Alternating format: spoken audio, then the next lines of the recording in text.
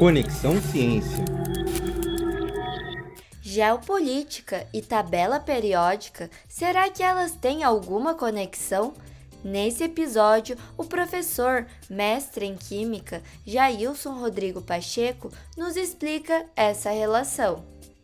Pensando um pouquinho sobre as questões geopolíticas e a descoberta dos elementos, você vai pensar, né? Você pode observar que, por exemplo, as nações que dominavam o desenvolvimento científico e tecnológico lá no início do século XIX são aquelas que vão ter mais elementos descobertos. Então, a gente vai ter uma pesquisa centrada principalmente na Europa, então com vários elementos sendo descobertos por suecos, alemães, franceses e principalmente por ingleses ali no século XIX. E à medida que novas pesquisas vão sendo desenvolvidas, novas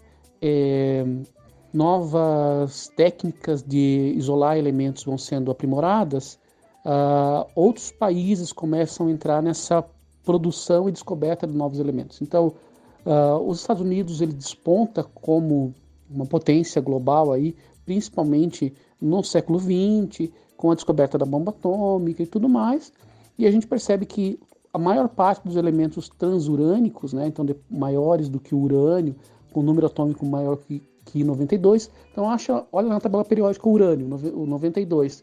Tudo que vem depois dele é isolado, produzido artificialmente. E aí o que acontece? Esses elementos, a maior parte deles foram sintetizados em laboratórios estadunidenses.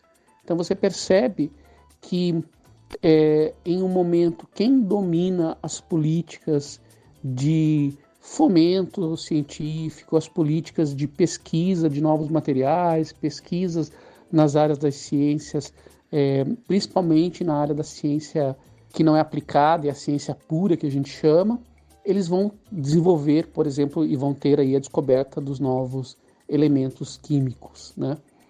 Ao mesmo tempo, se você observar, muitos elementos químicos têm nomes derivados do local. Tá? Então, se eu falo do Frância, por exemplo, todo mundo já associa a França.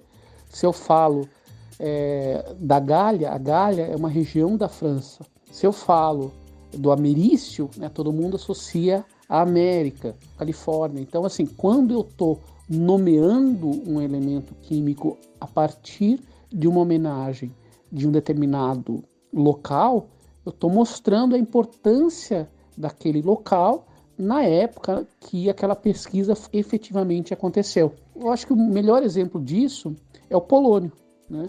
Então, por que Marie Curie, que era polonesa, casou com Pierre Curie, se naturalizou francesa, mas nunca deixou as suas raízes polonesas de lado, resolve dar o nome do primeiro elemento que ela descobriu de polônio. Não é para homenagear a Polônia, mas é para que todo mundo, a partir daquele momento, passe a olhar o que estava acontecendo, né? A situação geopolítica das guerras que estavam sendo envolvidas na época, que faziam com que a Polônia, por exemplo, tivesse sido invadida, né, primeiro pelos russos, depois ela acaba sendo invadida pelos alemães. Então, assim, é um povo que não tem uma pátria livre, que é uma pátria sempre atacada pelos vizinhos. Então, é para olhar, é para chamar a atenção, para dizer, nós poloneses existimos e existimos tanto que temos um elemento químico com o nosso nome.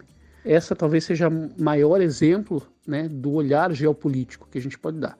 E aí, se você associar com a geografia, você vai ter vários nomes geográficos de elementos que são